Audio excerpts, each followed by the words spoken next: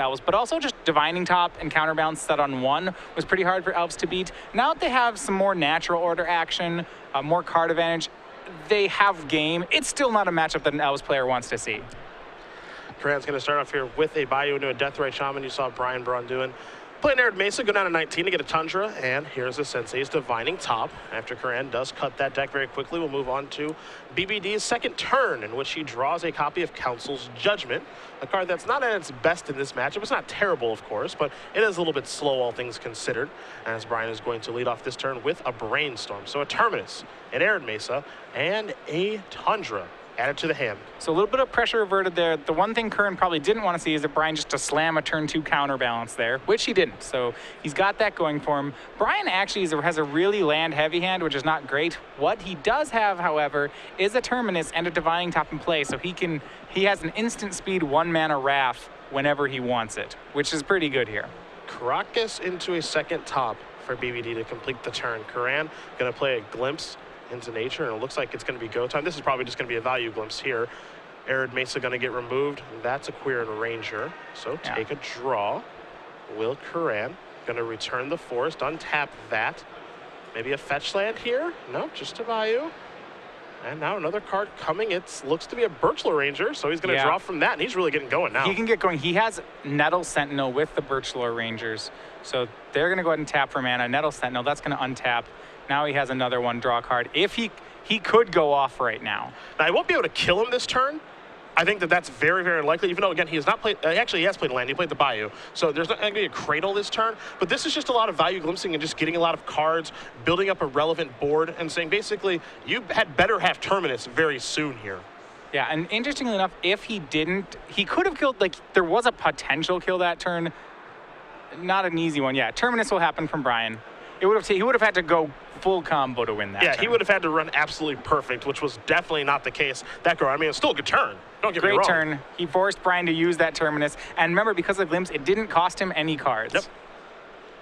So BBD, going to take a look at the top 3 cards there. Another copy of Terminus. Best card in this matchup. Best card. You have to say it. Along with Sensei's Divining Top, it is the best card in this matchup. An instant speed Wrath for a deck that relies on having creature density. As a Flooded Strand's going to come into play here for BBD. Back to Curran we go. Draws another copy of Glimpse, but he's got to rebuild his board as Brian took care of the first wave of Elves. Yeah, Glimpse is one of the best cards for Curran in this matchup, however. As it lets him continue to commit to the board without actually committing to it. But you're right, Brian does have all these, have another Terminus with Divining Tops. He's trying to survive up until the point where he can find a counterbalance and then lock Curran out of the game. So Elvish Visionary will draw Curran a card. Yeah, so Curran might go into that card advantage mode of Elves where he starts playing Wirewood Symbiotes and Elvish Visionaries and just drawing a lot of cards without actually playing cards. That's kind of what Elves gets to do. It has a lot of, it gets to cantrip all its creatures. A spinning of the top here for Brian after he does draw his card. Scalding Tarn going to come into play. See what else he has to do this turn, if anything. He's just going to simply pass the turn back over to Curran, who will draw a card. It's a copy of Nettle Sentinel. Remember, all those creatures actually went back into Curran's deck as he starts by attacking for 1 here. Yeah. Brian does have a lot of tools available for him. Being on the play, he had a pretty good anti-elf draw here. He does have Council's Judgment in hand. That one not as good, but he has a Swords to Plowshares as well as that Terminus he's been floating. So a lot of things he can do here. Looks like it's going to be a Zenith for 1. We'll see if Brian does have a response to the Zenith for 1, and he does. He's going to Swords to Plowshares the Visionary, and likely the Zenith for 1 is going to search up a copy of Wirewood Symbiote to be able to let that engine start going. So maybe Curran's going to search for something different now. Yeah, that plan was to get the engine going. He's just trying to mitigate all this removal by drawing cards. And we may even see him get the Symbiote anyway. It's pretty good against removal. Curran's instead going to go for Deathrite Shaman here, which is probably the next best card. That's still a perfectly fine choice here for Riley. Going to play a Verdant Catacomb, see if he wants to search right now or not. Looks like he's going to wait. And Brian is going to spin the top here because he wants to keep floating that Terminus. It's so important for him to do that. Exactly. Such a powerful card in this matchup.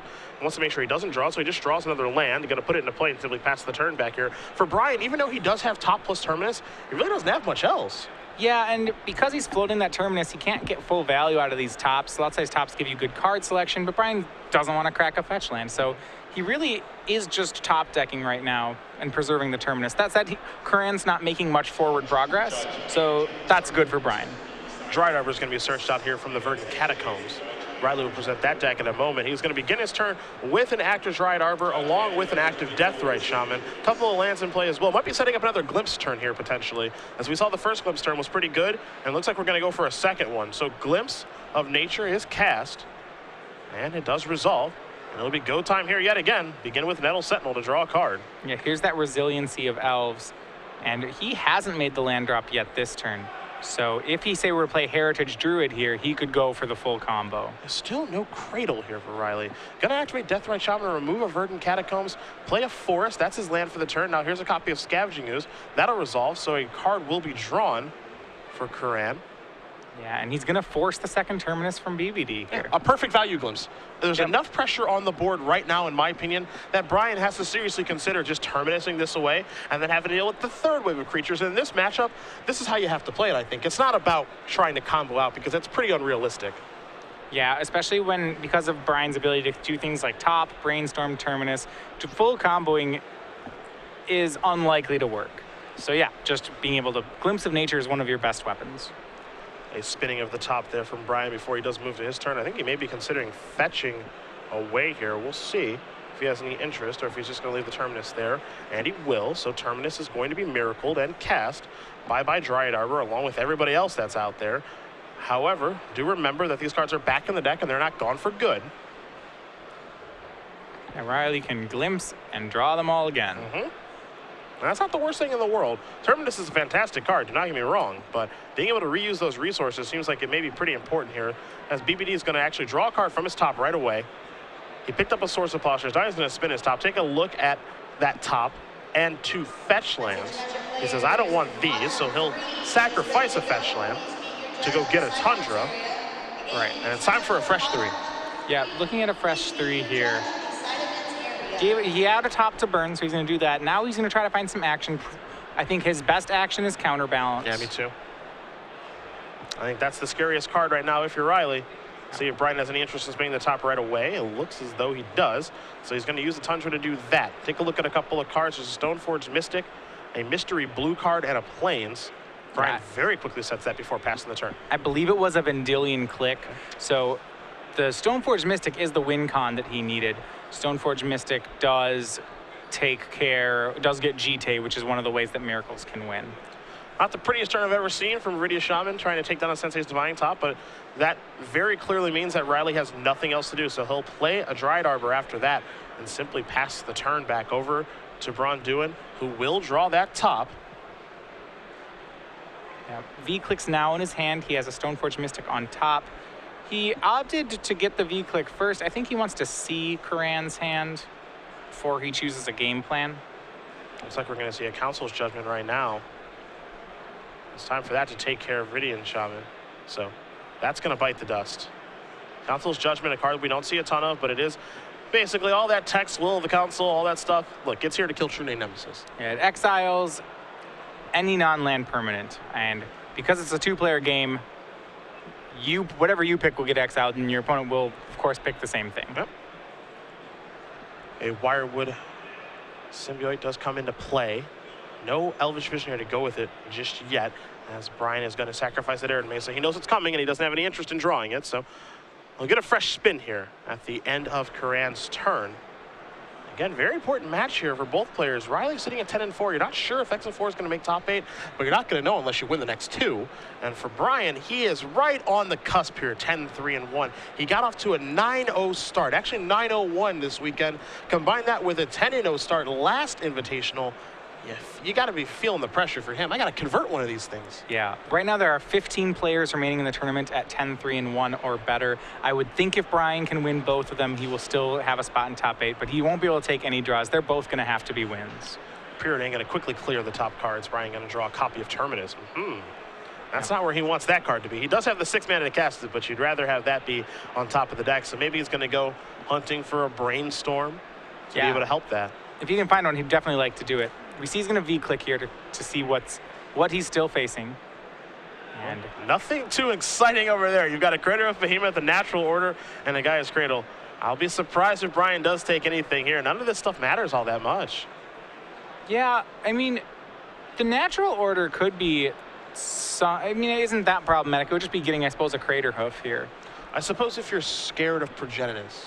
Yeah, main deck Progenitus. Yeah, which is not a main deck card for combo elves, and it's not main deck here, I do not believe, for Curran, and it's not. His singletons are a Scavenging Ooze of Viridian Shaman and Alana World, so no main deck Progenitus for him. One in the sideboard, but not one in game one. And to be fair, Braun-Duin does have the answer with a Terminus in his hand, so Riley's just going to play a Cradle. Yeah, this is 7 mana now available to Riley Curran. One short of hard casting that Crater Hoof. Cradle generating 2 because of the Dryad Arbor. And it looks like maybe it's going to be time to try to cast this. So this will be a natural order. Now, what makes this interesting is I don't think it's going to be a big creature. I think it's going to be Elvish Visionary. He's going to be, I would be inclined to agree. Remember, BBD has assembled Karakas plus Vendilion Click. He's also going to has that swords still left in his hand, similar. Going to get the Wirewood Symbiote. So now Riley can change his mind as to what he wants here. Any green creature that he wants is what he can get. He's going to go through the deck, and there is the Visionary. I had a feeling he was going to try to get that engine back online because Crater Hoof right now doesn't do very much. So it's time to cantrip and try to rebuild. Yeah, the best part is when they take away your Symbiote, the help you find is still Elvish Visionary. Yeah. I need a cantrip. I need to get some action going, and he's certainly going to try. So this is step 1 for Curran. And again, even though it feels like he's behind in this game, and I do believe that he is not so far behind that this is a hopeless situation. He's still got plenty of time. He's at 20 life. Yeah, and you see, I believe, Green Sun Zenith found for Riley. Yeah. So now it's time for Wirewood, you have to imagine, right? Yeah, so much redundancy in elves. So many tutors that they just get to assemble their, they get their combo together once you give them enough time. And this is part of the reason that I mentioned with Terminus that each time Brian has cast Terminus, those creatures aren't dead. They're back in the deck for you to reuse again. Yes, it's a very efficient Wrath of God-esque spell, and some of those cards you probably don't want to draw a second time, but some of them you certainly do, and 2 of them are right in play right now. Right. We'll see what Brian can do. He spins the top, sees yet another Swords to Plowshares. We'll be happy with that. Remember, he does have a Terminus in his hand as well. Brian going to draw the swords right now. Might be a nice place to start by attacking, but can just start with swordsing here as well. Wirewood just causes so many problems. Yep, Wirewood is basically a flag bearer in the elf deck. Yeah. The first removal spell always goes at him. Yep. So Curran's going to say, I guess I'll activate this. Yes, so I can get a card, and that's going to work. Yeah. So there goes the Symbiote. In comes the Vendilion Click. Curran's going to go down to 18. And Brian with just Terminus in his hand. We'll see if he has any interest in maybe using that fetch land. It looks like he does, so he can start doing, of course, Vendilion Click plus Karakas, that 1-2 punch. Yeah, he has 4 mana up, so he can start doing that every turn to Riley. Remains to be seen whether he'll want to tap out for that. He may do it on end step if Riley just passes the turn. And right now, guys, Cradle not tapping for anything. Take a look at this hand. There goes the Elvish Visionary, I imagine. And there that does go Crater Hoof Behemoth. And Wooded Foothills, a mystery card coming here for Curran. Yeah, he does it during the draw step, so Curran doesn't even get to play the Elvish Visionary. Yep. Very smart play by Brian as he's going to untap. He'll spin top on the upkeep. It's time to take a little look-ski-poo. There's a Forcible along with an island and a Sensei's Divining Top. Yeah, nothing that Brian's particularly excited about. One thing he always can do is he can V-click himself to draw himself through cards faster. Yeah, if he wants to maybe shuffle through a top, things like that, he can do it. See Terminus and Force of Will, 5 mana to be able to cast Force of Will if necessary. No blue card just yet, but it looks like he may start by attacking here, and he will. So Curran going to go down to 15. Yeah, and you're right. Now that he has 5 lands in play, Force of Will as a hard counter is not. He could do a lot worse than that. And because he knows exactly how many, the cards in Curran's hand, which is Crater Hoof Behemoth.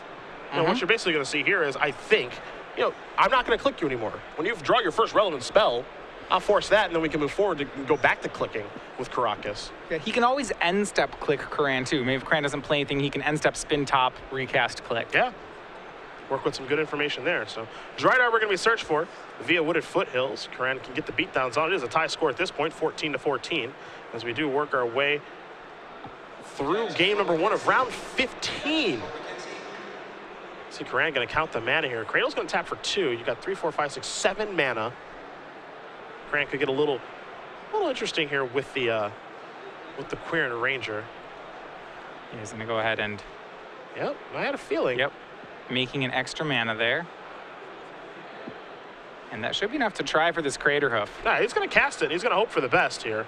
And this is exactly why I think Brian left the Force of Will. So, you know, for something like this, where, all right, I can counter that card. Sure, you can still attack me for 2. I'll go down to 12, but countering Crater Behemoth is very important there. Right, so Brian gets to take that card out of his hand. So now Riley is down on cards. Remember, the last card in his hand, just a land. Yep. And with Terminus in his hand, Brian should feel good about this game. Curran going to go down to 11. Brian drew his card for the turn. It was simply an island. Terminus still here in play. We could see Brian cast Terminus here and pick up his Vendilion Clique with Caracas if he'd like to play that land. How good of a play is that? That's arguable, but he does start by playing land. He'll just spin the top instead. Yeah, well, Brian's got so much good pressure here. So he's doing 3 damage a turn to Riley's 2, which means he has Riley on a 4-turn clock, whereas Riley takes 6 to kill Brian. So Riley's going to need to commit more creatures to the board if he wants to win this race. However, when Riley commits more creatures, Brian, as you mentioned, can simply bounce the V-Click and Terminus.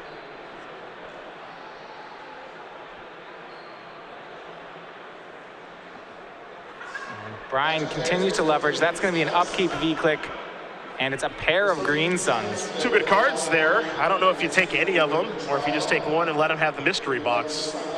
You have to imagine one of those is going to turn into an Elvish Visionary. And then I guess if he allows him to keep the other one, we could see Wirewood plus Visionary get online again. Yeah, unless he has a lethal line, which I don't think he does. I agree. I think that's what we'll be seeing. At the same time, we could also just see him make a lot of mana and try to Zenith out a Crater Hoof. Does have almost enough creatures to start doing that. This just shows kind of the redundancy of Elves. You know, the redundancy here is really, really impressive to me, simply because Terminus has been cast twice. There's been multiple sorts of Plowshares, timely counter spells, a Council's Judgment. A lot of things have happened, and Riley's just still plugging away. Yeah, I mean, let's take a look at Brian's graveyard for a second. Okay, he has 2 Terminuses, 3 Swords to Plowshares, another Terminus in his hand. That's a huge amount of removal for Elves to play through. Yeah. Still being able to do it, though. A bunch of mana's going to get tapped here. So now it's going to be an attempted Crater of Behemoth, I believe. It's time to spin the top. Brian going to look at a couple of cards. Again, this is the attempt to the Green Sun Zenith for Behemoth. Brian will look at those cards. This is going to resolve. So yeah. Crater Hoof, I'd like to grab you, and Crater Hoof is going to give everything +3/+3. So this is a healthy sized attack here. 6, 7, 8, 9, 10, 11, 12. He's got a block. Yeah, Brian's going to go down to 1. This is pretty big. Means Brian's going to have to burn his Terminus. He goes to 1. Wow, and Riley maybe is able to fight through even this amount of permission would be really impressive. Still left with the Zenith in his hand as well. Let's not forget the Curran Ranger will be able to pick up that Dryad Arbor when Terminus does his cast, so that'll be able to present lethal the following turn. Not right away, of course, because it will be summoning sick, so long as Curran does remember to pick it up. And Brian draws his card for the turn. It's just a Volcanic Island. Yeah, and this is why, even though Blue White Miracles is a control deck, he needs to turn the corner and win sometimes in this matchup. He wants something like that Stoneforge Mystic finding Jite. All right, he can't go for that line. We figure out why. Jite, though he's playing the Stoneforge Mystics, he doesn't have the Jites in the deck. They're just for Batter Skull. So this is a Heartcast Terminus. Curran's going to use Curran Ranger, pick up the Dryad Arbor. The rest will go back into the deck. Sure. To be used at a later date. Curran going to cast maybe a Zenith here, and he will. That'll be for 2. I have to imagine it's just another Elvish Visionary.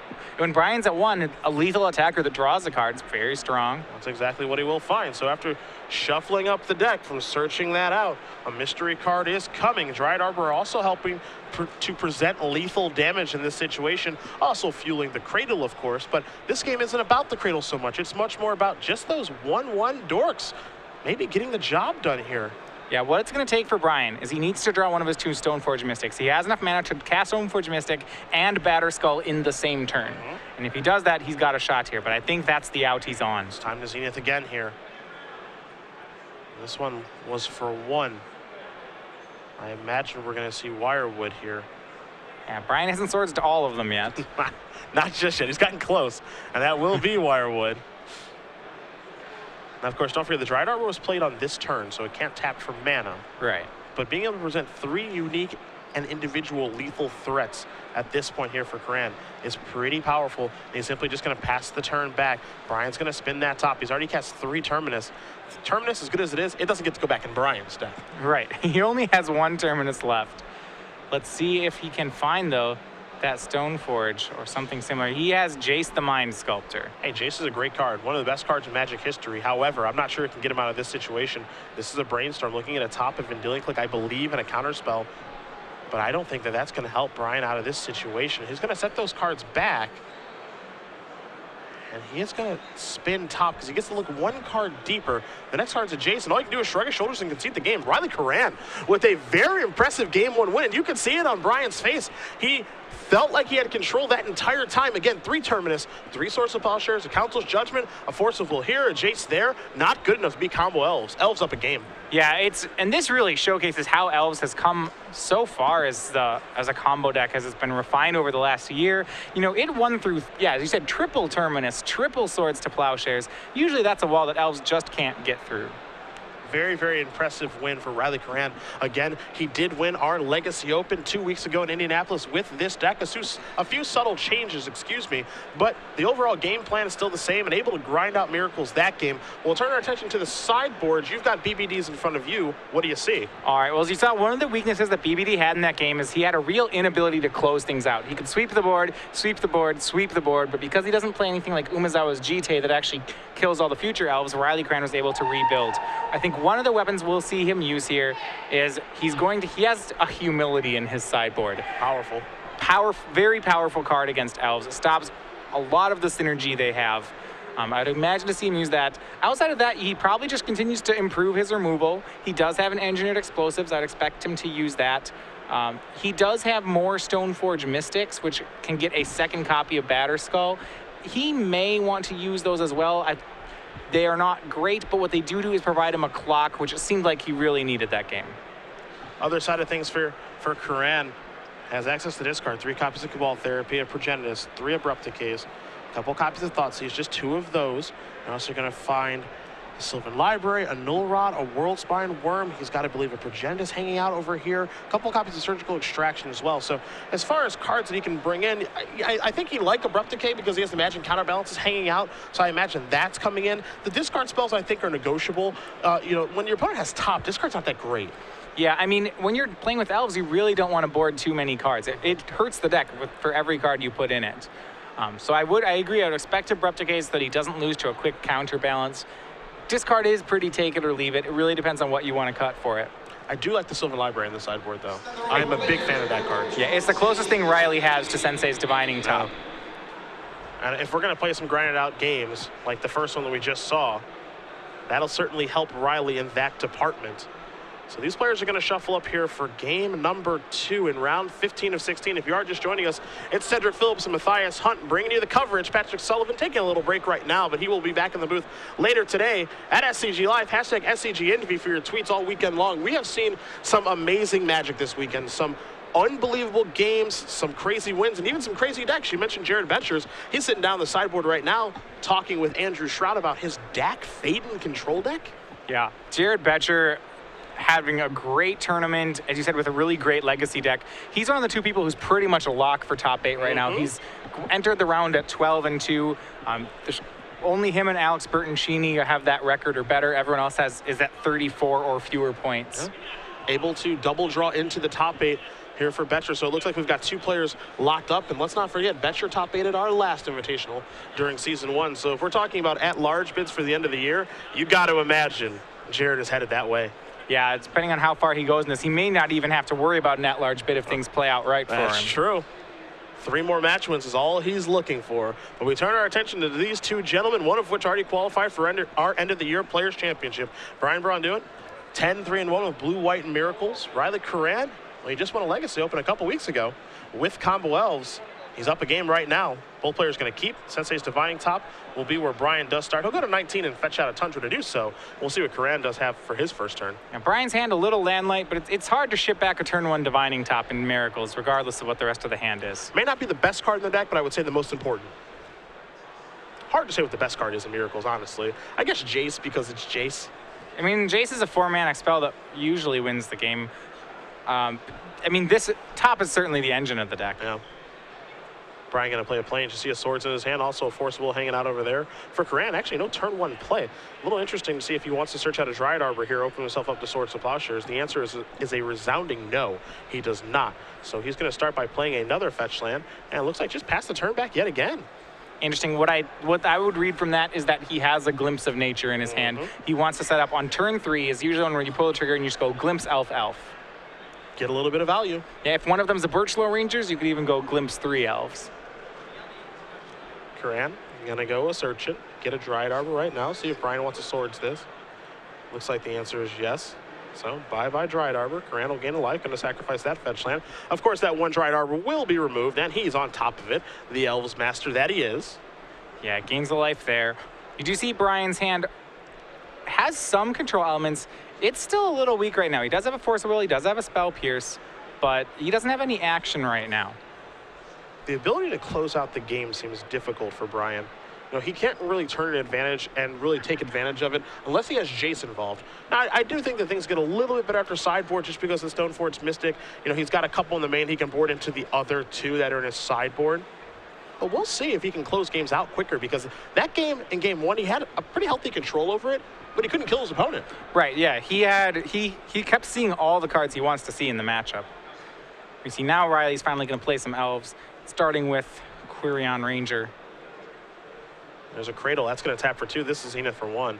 See if Brian wants to counter this. Zenith, a very, very powerful card. You could say and argue that's the reason Curran was able to win game number 1. But that's going to get Spell Pierce, so 1 Zenith down. Pretty good value there. Brian does keep Spell Pierces in the matchup. There aren't actually that many non-creature spells in Riley's deck, but the ones he plays are very important. A spinning of the top. We'll look at a counterspell of Caracas and a Terminus. Number 1 of this game for the 1-mana Wrath of God spell. Yeah, great weapons for Brian. So once again, he has the ability to control the game for quite a while right now. Caracas will be the land that BBD does play. Curran a little bit behind on lands because of his Swords to Plowshares taking care of a Dryad Arbor, but his deck does not need a lot of mana to operate, as well as Cradle making up for that disadvantage right now, tapping for 2 mana. Curran taking a look at his hand, trying to figure out exactly how he wants to lead off the turn. When you're playing against a Miracles opponent who has 4 mana and a top in play, it's not the easiest place to be. Yeah, you'd expect him to have 1 removal spell, probably 2. It's when you play Elves in this matchup, I would imagine he's playing it as slow as possible. He's just trying to max value every card. And we kind of see that every time he's been Green Sun Zenithing, it's pretty much always getting an Elvish Visionary or another Wirewood Symbiote. He's just, every time he's casting a Glimpse, he wants to draw 2, preferably 3 cards off it. He's just trying to out-resource Brian. Hasn't played a land just yet. Looks like he's going to start by attacking. Interesting. Depending on your Miracles opponent, this could be a very, very dangerous play. Some do play Venser, for example. Yeah, it's going to work here. Brian does have a Vendilion Click, it looks like, in hand. That's his remaining card. But I don't think he wants to give up the Vendilion Click Caracas engine here. He's going to flash V-Click into play, but we'll see what he chooses to do. Here's the grip. And it's not all that exciting. A Crater of Behemoth, a Green Sun Zenith, a Glimpse of Nature, and then a couple of lands, 2 forests, and a Windswept Heath for Curran. Yeah, that's a lot of lands for an Elf player to have in his hand. That may be part of the reason that Riley doesn't mind if you kill my Dryad Arbor, that's fine. Even though Dryad Arbor is quite helpful here, helping generate mana for Gaia's Cradle, as well as a great thing to sacrifice to Natural Order. So, Curran saying, you want to take a forest? I don't mind. Yeah, I imagine Brian will still take the Green Sun Zenith. It's either that or nothing. And yeah, he'll go with the Zenith. Yeah, Zenith's so powerful. It's hard to leave Zenith as it's basically a wild card for any of the Elves. So there are very few draws that are actually better than a Zenith for Curran. This is a pretty good creature to block too if Brian wants to. So thumbs up is given. The Quirion Ranger will trade with the click. A damage will come across. Riley again has not played a land yet this turn, so he will This will be 3 mana, and that is an Elvish Visionary. Thank you for the help, Brian. Yeah. Does this resolve? Yes, it does. Speaking of cards that are actually maybe better than Green Sun Zenith in that situation, well, that was the guy he was probably going to Zenith for. So just saved Riley a mana there. Brian going to take a look at a couple of cards. Draws a copy of Counterspell. All Brian can do is pass the turn back. Again, you see and you hear about how a lot of players feel that Blue White Miracles has a huge advantage over Elves, but I love the way that Curran is playing this matchup. He's not in a rush, because why? No reason to be. Yeah, he can try to outmuscle this Miracles deck on card advantage, and that's exactly what he's doing. The green deck should never be able to outmuscle the blue deck on cards. Green's, That's what we see. That's what we're seeing. I mean, green takes the extra step of playing creatures to do it. Yeah. So Gonna tap a little bit of mana here with Curran. Maybe it's time for the Cradle. All right, that's gonna tap for 2. see, the downside of drawing extra cards in a creature deck is the extra cards you draw are just more creatures. Your definition of downside is a little different than mine. I love creatures. A Null Rod, the sideboarded Null Rod, here to take down Sensei's Divine Top. This will probably bring some action from Brian. Well, it's going to force the hand. It'll determine when Brian has to Terminus if this resolves. I don't think Brian can let this resolve I don't either. think so either. I think top is too important. As you mentioned, it's the engine of the deck. And this is the kind of card that Riley wants to get countered because, hey, if you counter this, that's fine. But if you don't, that's fine too. Now and that one is probably even more important to resolve. Sylvan the Null Rod. Library. Yeah, and we'll see just what Brian wants to fight over. 2 great draws here for Curran, and whether or not Brian's willing to empty his entire hand to Force of Will this. Yeah, Brian has a Brainstorm and a Force Will in his hand. And Sylvan Library is so powerful. You see Brian giving this heavy consideration. Do I have to counter this? Yeah, I think I do. That's exactly what he's gonna do. Yeah, if he doesn't 2-for-1 himself now, Sylvan Library will easily make up that card advantage down the road. Riley can draw 2, probably 3 extra cards off it safely. Is spinning at the top here by Brian. The top card of his deck is a pretty good one. It's a copy of Counterbalance. That's going to come into play. Riley Curran's going to sacrifice a Windswept Teeth. Let's see if he searches out a Bayou. I had a feeling he might. You have to imagine Abrupt Decay is in his deck after sideboard. Yeah, and this is what Brian was missing game 1. He needed a way to start to close off the board. Counterbalance is that card, so now when Brian terminuses, he can permanently keep Riley's board clean thanks to Countertop. Now that's the goal. That is the goal. So Curran will untap right now. He's going to take a draw here. Not sure exactly what it is. Going to start by playing a Force. You see the Behemoth and the Glimpse of Nature in his hand. Neither card all that impressive right now. He'll start by attacking for 2. Down to 14 goes BBD. And all Curran can do is pass the turn back. So Brian is going to spin his top, look at a Council's Judgment along with a land and a copy of Terminus. He will draw a card here. He'll play a Tundra. And he'll spin his top one more time. Make sure he knows exactly what he's got. The new card is a fetch land. He's going to leave Council's Judgment on top before passing the turn back over to Curran, who draws a mystery card and just starts by attacking for 2 again. The big question here, Matthias, is when do you fire off this Terminus? Well, Brian's got some time. He'd like to find maybe a Stoneforge Mystic. A 1/2 would give him forever. So as it is now, he can't indefinitely take hits, but he can take them for quite a while. I think he wants to get close to having max value on this Terminus, though maybe he's going to fire it off now that he found a second one. Curran going to fire away here yet again. The answer is yes. Going to put Brian down to 10 and just pass the turn back. Brian, again, with a fetch land in play, copies of Terminus on top of the deck, and he says, all right, let's fire one of these off.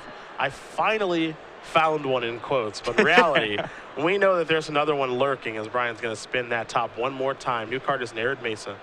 Yeah, and this is the situation. This is what it looks like when Miracles is winning the game. Every turn, he just makes the land drop, spins a top, doesn't really do anything. Curran just going to have to play a Verdant Catacombs, pass the turn back over to Braun-Duin, who will spin that top. Looks like I have to imagine he'll draw there at Mesa, and he will, and he'll play it, and he'll spin again. Make sure he knows what's on top. New card is a Plains, leaves Council Judgment on top, passes it back to Curran, who is going to sacrifice a fetch land. I bet you want that Elvish Visionary. That's not going to happen, though. Can't get Dryad Arbor, though, of course, because Terminus put it back in the deck. Yeah, there's that. So he'll always have that Dryad Arbor because the removal spells are Terminus. One thing that Brian has to be aware of is that if Riley gets enough mana in play, it is technically possible for him to hardcast this Crater Hoof Behemoth. It's very realistic. Yeah, just play it with lands. If he does, I don't think Brian has any 8s to flip to Counterbalance. No, the best Brian can do there is just keep floating a Terminus and then draw a card off the top. and go that route. Riley's going to take another chip shot here with the Dryad Arbor. Both players going to make sure life totals are kosher here. So once that's squared away, we'll see if Riley has any other spells to cast. And the answer is no. 3 mystery cards in the grip as Brian does spin the top. Looks like he puts the plains on top of his deck. He is dying for a card like Stoneforge Mystic. That's just what he needs. He needs, and he doesn't even care if it gets equipment. He just needs Squire. Yeah. Brian draws. He's going to spin top with that plains, 2 and 3. Looks like maybe a blue card on top of his deck. He's just going to play a plains and pass the turn back over to Curran, who's going to draw a mystery card. Let's see if he starts by attacking yet again here. Yeah, he found a brainstorm, so that maybe will help him find an answer. Right now, remember, Council's Judgment actually cannot take care of Dryad Arbor because it is a land. It's a non-land permanent. Well, that's a little annoying. Right. So he could terminus the Dryad Arbor. That's miserable. I don't think he wants to make that play. But otherwise, he's just going to take some hits for a while. Council's Judgment being revealed. The counterbalance is going to counter that. I was wondering if Curran did draw a copy of Greensun Zenith, how much he would Zenith for, because he could Zenith over the top of counterbalance, theoretically, right, depending on how much he does it for. You know, the 4s and the 5s in Brian's deck, while he does have a couple, Jace Force of Will, for example, he maybe will find a sweet spot to resolve that spell. I think that was Riley had a chance to Zenith for 4. I think that would have been the safe play if he wanted to find Elvish Visionary. Yes, Brian could counter it with a Jace, but if he has a Jace on top of his deck, what's Brian doing? Yeah, why is that hiding over there? Yeah, that guy would be in play. So, yeah, Brian really deftly was floating that 3 the entire time, even though there are almost no 3s in Elves. Brainstorm, going to draw Brian a Force of Will. Now we'll spin the top, see a brand new card on the bottom. Still floating a Terminus and a Council's Judgment. Other card right now is a mystery. But he will set that one on top. Simply untap. We'll take a draw, sitting at 7 life. You see the Force of Will. Maybe another copy of Sensei's Divining Top Brian is looking at. And he just says, all right, I'm happy passing the turn, leaving up Force of Will. Curran's going to draw a card here. And is it time yet again? Yes, it is. In comes Dryad Arbor. He's getting, with that damage, putting Brian to 6. Craterhoof is now a lethal attacker. Mm-hmm. The other thing here, too, that I think is really important to note is, you know, all these chip shots make those fetch lands a little bit worse, too. You know, he doesn't want to go too low. Here's a Deathrite Shaman. Looks like Curran's trying to wiggle his way around here. See exactly what, Brian, do you need to put your top on top or no? The answer is a resounding no. Swords to Plowshares. Yeah, Swords takes care of that here. Riley's going to go for a 3. He's going to go ahead and morph. This is Birchlore Rangers. It's going to sneak under the counterbalance. This is an SCG Live first, I believe. At least for me. Yeah, I mean, he'd have to have a land to get it, and I don't think he has one. Yeah, Council's Judgment's going to take care of that. It's 3 on the stack and 0 in play. That's You're correct. Absolutely right. So Council's Judgment still gets it. One of those confusing things about morphs if you weren't playing back in Onslaught. And I actually like there that Riley made the test spell with the Birch Ranger because, again, this is a situation like Null Rod. If it resolves, cool. If it gets countered, that's cool too. But more importantly, I think Riley wants to know, well, do you still have your Council's Judgment floating in your top cards? And the answer was yes, he does. Yeah. You see there, now that Brian finally found that Swords to Plowshares, he does have a way to take care of Dryad Arbor that isn't Terminus. Got to slow down that Dryad Arbor's block, rock, and beats. Yeah, I am wondering whether or not he would have Terminus the Dryad Arbor, or at what point he would have. You know, eventually he would have, but you know, 2, 1. I don't think it, at the buzzer. I don't know if anyone wants to see that happen. A lot of cards for Curran. Yeah, a lot of ones. You have to imagine. 2 copies of Crater Behemoth in the hand as well. The counterbalance soft lock is very difficult to beat. Let's not kid ourselves. Elves is not a deck with a large diversity of converted mana costs. And the fact that counterbalance always has the number 1 covered is pretty tough for Riley. Vendilion Click going to show a natural order. 2 copies of Crater of Behemoth.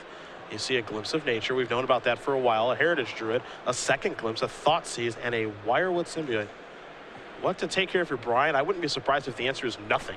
So a natural order, which is uncastable, 2 8-drops and 5 1-drops. No big deal. Looks like Brian may take something, though. Yeah. It looks like Curran just has a discard for the turn. Brian wanted to see all the information here, discarding a natural order. So Brian's going to spin the top. He'll set it up. BBD will untap. And an attack here for 3. Yeah, and Curran's doing a favor here. He's playing with his cards face up. This is something that actually a lot of players do during play testing. I don't always know if they do it in tournaments, it's instead of Brian writing down Curran's hand, Curran's just playing with the known cards face up. You see how he's adding face down cards to this when he draws. Yeah.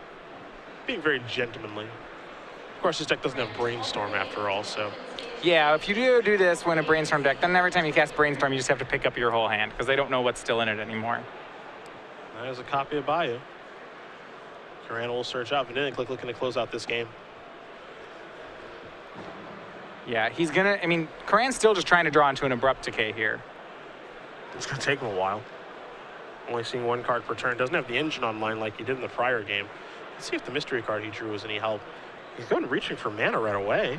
Yeah, if you're Brian, you have to be a little concerned because of the clock. Remember, that time up there is correct. Brian already has a draw, and another draw would take him out of top 8 contention. We are being informed right now, Brad Nelson did win his match over Bernie Wynn. Brad Nelson was X3 coming into this round. Yeah, that will put him close to top 8. He may even be able to draw in from that spot. Yeah, Brad wasn't sure about Deathblade at this tournament. He was a little unsure of himself. He said to me, you know, I'm winning a lot with this deck. Is this deck even good? And I said, Brad, why are you asking me?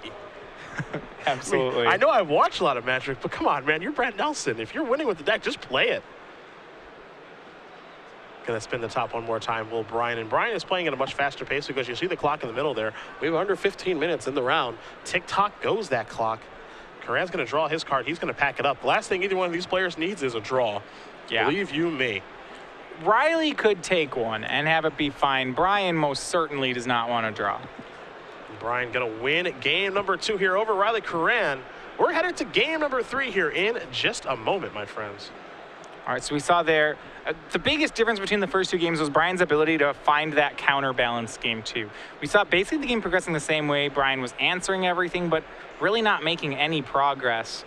And game 2 looked like it would be the same, but then he was able to hit a counterbalance, and the dynamic of the game just shifted. Well, counterbalance is rather good against the old Elves deck, especially if you don't find an Abrupt Decay. Curran was unable to do that, and we move on to game number 3 here in just a moment. See people tweeting us here about how Birchlore Ranger, along with counterbalance, costing 0 when it's on the stack. So we'll make sure we get clarification on that as well from our head judge of the tournament. So game number 3 will be underway here in just a moment for you guys. It's been a fun weekend so far. We've got 2 players locked in the top 8, Alex Bertoncini and Jared Betcher. Betcher, he just can't lose, which must be a really good feeling. Yeah, that's like that seems like it'd be a pretty good problem to have. I thought we were right, but some dude who plays on some is not as well. Yeah, it's a great problem to have, not losing at all. Yeah, why would you lose? Jared has been having such a strong year on both the pro circuit and the SCG circuit. Yeah. It's really something to watch. I mean, this is a guy who just plays a ton of Magic. You know, he plays at his local store all the time in Albany, and he just says, that's all I do. I just play Magic. I want to get better every single week.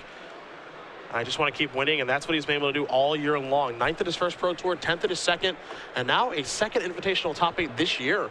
See if he can convert that into first place, qualify for the Players' Championship, $10,000, and of course, his likeness on a token.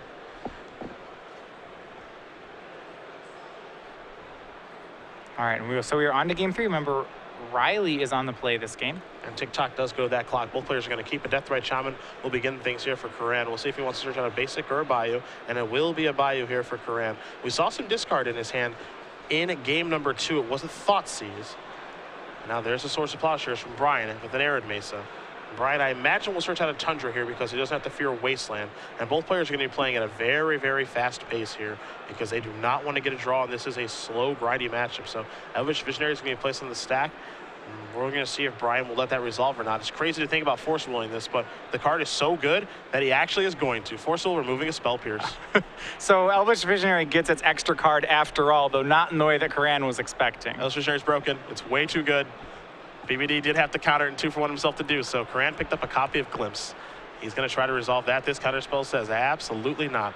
There's a Dryad Arbor, and simply passing the turn back will Curran over to Braun-Duin, who does have a top in his hand, I believe, and he will deploy that in a Scalding Tarn before passing the turn back over to Curran. who does draw a card for the turn. There's another Glimpse hanging out over there. Yeah, Curran running Brian out of resources, but Brian has the ultimate card advantage engine in his hand. That is Jace the Mind Sculptor. The remaining 2 cards in his hand are a Jace and a land. It's always fun when players speed up and play really fast, and then all of a sudden they have to slow down and think for a minute. I guess, all right, I'll lean in for 2. It looks like Brian may spin, and he will spin before letting this resolve. A Swords, a Top, and a Brainstorm is what he's looking at. He's going to place those cards back. Curran's going to say, let me get a 2-drop out of my deck. I imagine it's a Visionary, and it is. Time to cantrip after shuffling.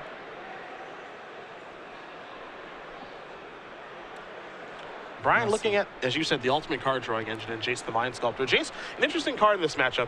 After you take care of everything, Jace is completely absurd, but you got to take care of everything first. Right. Curran draws a mystery card, passes the turn back over to BBD, who will take a draw. And it's with a copy of Swords. With the lack of no other play, I mean, you just have to think he's going to slam a Jace here. He did draw the Swords to Plowshares, and that'll be great at defending the Jace, but he needs to get his cards right away. It would be hard for me to pass up playing a Jace on this board. Jace is just too powerful of a card. So Volcanic Island and Tundra are searched up here from BBD. And after he does shuffle and present his deck, I think we're going to see the best Planeswalker of all time come into play, and we will. So there is Jace the Mind Sculptor. Time to bounce the Dryad Arbor, kind of playing the role of a Stone Rain. Gaia's Cradle is the draw. He's going to unsummon there with Jace. Jace goes down to 2. And Riley gets a turn to draw some cards here. He starts with a Glimpse of Nature, goes into Wirewood Symbiote, and extra mana now off Cradle, gets another Symbiote. Does he have another 1 mana elf? Still a good turn nonetheless. And looks like this is going to go into... Yeah, Brian said, me? I said, no. Jace, are you kidding me? We're going to spin it top here, see if we can find it. Oh, wow. I was going to say, if he finds it, it's real good. Yeah, and he's going to. Now, he will get to pick up Elvish Visionary, of course. But that's still a really good turn. That's a Jace for Brian and a Swords to Plowshare in his hand to protect it. That was exactly what Brian needed in this situation. And no, it's not over. It's not. Got to figure out what to do with Jace. Jace is going to Brainstorm. Couple of lands, 3rd card, I think, maybe it's 3 lands. Yeah, 3 lands, so 2 lands going to go back. He can play a fetch, has Swords to defend the Jace, not that the green creatures have faced anyway, outside of Craterhoof. And he's just going to pass the turn back. We're under 9 minutes here, so again, the pace of play does have to be a little faster, but not turbo magic, of course. Elvish Visionary going to be cast and resolve here, I think, after Brian does spin that top one more time. Going to look at a couple of lands. Brian, we saw him force a will with the blue card this before. I think he's really concerned about this card because it is so important for Curran in this matchup. It's real good. I don't know how much he cares about it now that he has Jace going on, but I mean, it is doing what Riley wants to do, which is running Brian out of resources. Brian going to shuffle and present here. Curran will cut it back, and then Brian's going to spin it top to take a look at a Force of Will, a Brainstorm, and a Pithing Needle. Those are interesting. Needle, I think, the most interesting of the bunch. Yeah, Needle pretty good here. I don't know if Brian needs the Needle anymore. He's just going to go ahead and keep cards on top right now. What's important there is no copy of Terminus. So Riley can try to build a board here, but you wonder if Riley is scared to try to build a board here in the face of Jace plus top plus the potential of Terminus, and he is just going to maybe pass the turn back? Potentially? He does play a land, which is Misty Rainforest. Misty Rainforest could go search of Dryad Arbor, which allow Cradle to tap for 2. Yeah, I'm surprised Riley did not commit another creature to the board there to help threaten the Jace harder.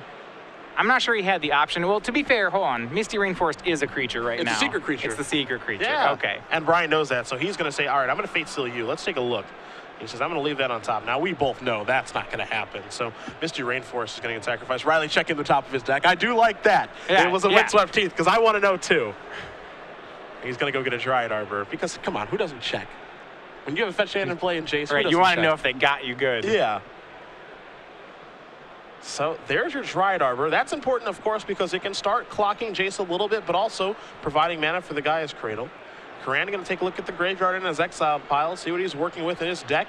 Make sure life totals are kosher as we're underneath 7 minutes here. Riley will take a draw. Abrupt Decay, actually a pretty good one. Couldn't find that last game. Yeah. Does have a Abrupt Decay. So now he's not going to get counter-tapped out of the game, but right now, it's not counter-tap that's beating him. It is the Mind Sculptor.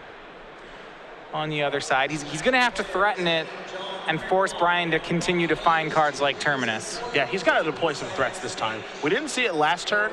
The idea there, Dryad Arbor will clock it.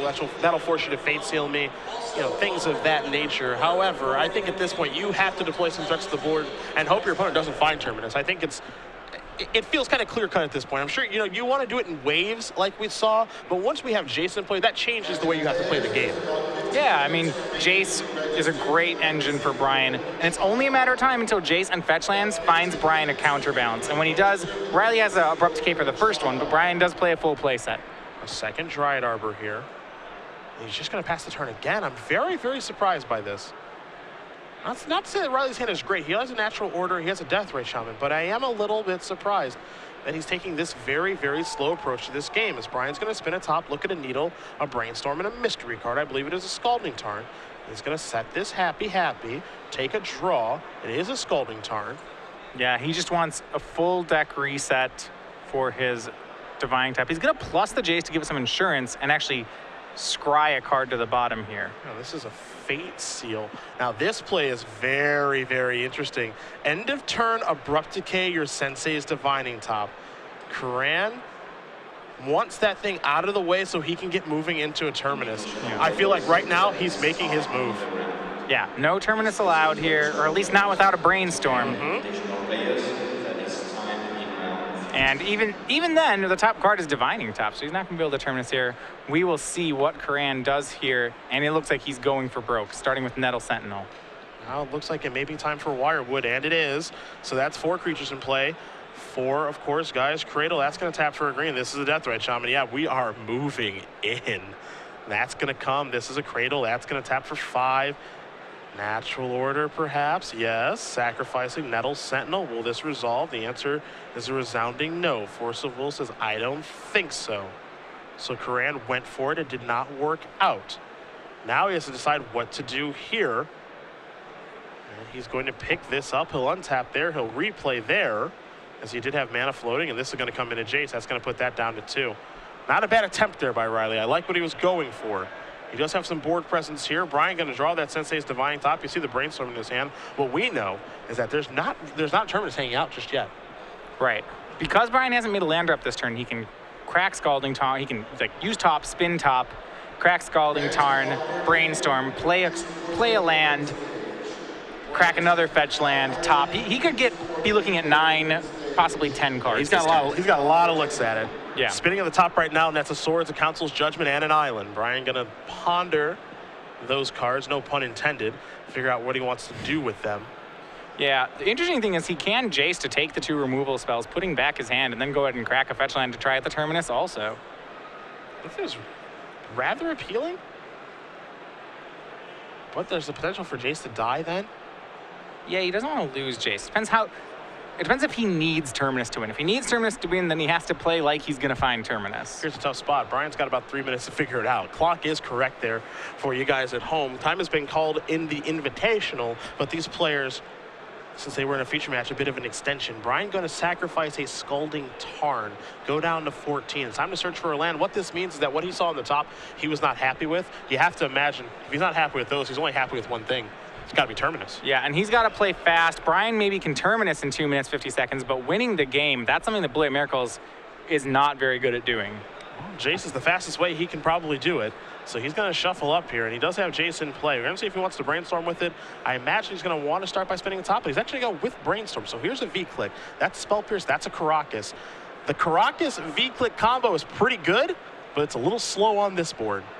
Yeah, and Brian does not have control of the game. It's questionable whether or not Brian is even going to win this game if it goes all the way, if they had as much time as they wanted. I don't think Brian's winning it in the round. 2 cards are going to go back. You see Brainstorm, you see Karakas. Now it's time for a Brainstorm. This means he gets to see a new card. That new card, Healing Click number 2. Not that new. Yeah, not close, that new. Not there. So now what's going to happen is he gets to put 2 cards back and spin top, and top will reveal another new card. So 2 cards are going to go back here. Again, Brian has not played a land, as you did mention. That's why he's keeping that Karakas. We might see the Karakas with Healing Click 1-2 punch. Or does he want to try to spin? The answer is no. And he's just going to pass the turn back over to Curran, who's going to quickly untap. He's going to take a draw. Then the draw step, he says, I want to see what you got. Oh, wow. He Oh, finds yeah. the You're taking trade-off. that. You are taking that. Because Yeah. he can cast it. Since that second cradle was the draw. Now, Brian's tapping here was not great. If he wanted to reuse Vendilion Click, now I don't know if he wanted to, but we'll see, because he could have, blocked something and picked up the Vendilion Click again and maybe click himself and who knows what, but he doesn't have access to that play right now. Curran's going to play a spell. That's a Nettle Sentinel. Now he's going to attack here for 3. Imagine this is all at Jace, who wants to make sure that the Jace dies. Brian's going to trade his V-Click away for one of these lands, but now he's lost his best asset. There goes Jace. It's time to untap Deathrite Shaman. And just pass. Not going to play Nettle Sentinel on this board. Can you afford to bob and weave like this if you're Riley? I'm not so sure. I mean, he picks it up in case Brian has something like Terminus, and if you look down, 1 card deep for Brian, it was the Terminus. Somebody found something a little nice. And Brian going to draw a card. And as I said, I do think in a matchup where you an untimed matchup, I think Brian's the favorite here, but I don't see that happening right now. It's so close. Because Riley's got such big draws in this situation that it's hard to say who would be the favorite. Curran with 2 cards in his hand. That cradle's actually in his hand. Of course, it's not in play. You can't have 2 of those in play. I know, at first, if you do a double take the first time you look at it, like, boy, that sure is 2 cradles. This So is an you're attack here for 1, 2, and 3. 4 is going to come in. Going to play a Nettle. Says, I would like to use this with Wirewood to untap this. Is that okay? This might be time for Brian to pounce. Oh, yeah. He's going to spin that top. Terminus. Terminus Yes. is. Of note, we just hit turn 0 right now, so turn 0 is Riley's turn. Brian will have turns 1, 3, 5, and Riley will have turns 2, 4. V-click, going to show Cradle. Doesn't matter, can't take that one. Back to BBD we go. Again, top is on top of the deck. This is turn number 1. Top is the draw. Top comes into play. It's time to spin it. Spell Pierce along with an island. And here comes V-click. There is no card like Entreat the Angels in Brian's deck Nope.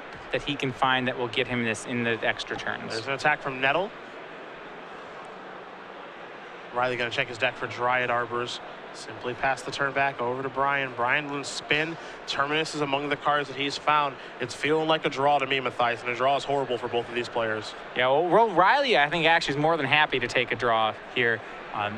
Riley already not really in top 8 contention because he's at 10 and 4, playing for top 16. 10, if he finishes 11-4-1, top 16 is definitely an attainable goal for him. Sure. I think Riley is just fine with the draw. Yeah, this may knock Brian out of contention here. As Riley's going to sacrifice this Verdant Catacombs. We're moving into turn 4 in just a moment. This is the last one that Riley will have. Again, we know that Brian has a Terminus on top of his deck and a Spell Pierce in his hand. Vendilion Click here to play a little bit of defense. But this Marathon Affair, I mean, even still, this game still feels pretty close to me. I think that it's leaning a little bit towards Brian because of Vendilion plus Caracas and the top in play, but that's not to say that Curran would not be able to win this game. As here comes Dryad Arbor. There's a block. That's going to die. He'll play a Verdant Catacombs. Brian going to draw. He'll spin top one more time because he does get one more turn in this game. Take a look at, I believe, a counterbalance. That's exactly what he will look at. And we'll see if either player does come to a decision. There's an extension of the hand. It may be a draw. There may be a concession. Who knows? But a very entertaining match nonetheless here between Brian Braun-Duin and Riley Curran. Elves versus Miracles. And it looks like Riley does concede to Brian in this situation, as you mentioned, he's out of top 8 contention. So Brian Braun-Duin will end up winning this match and moving on to 11-3-1. His top 8 dream still alive. Yeah, and I do think with that countertop block, that game is going Brian's way. It's certainly not a friend, more a gentleman concession there of saying, hey, you got me. Yeah, you've got top plus counterbalance in that situation. You've got Terminus on top of your deck. Riley really can't do much to get out of the situation there. So he does decide to concede the match, knowing that if there was enough time, chances are I probably lose, and a draw is horrible for both of us. So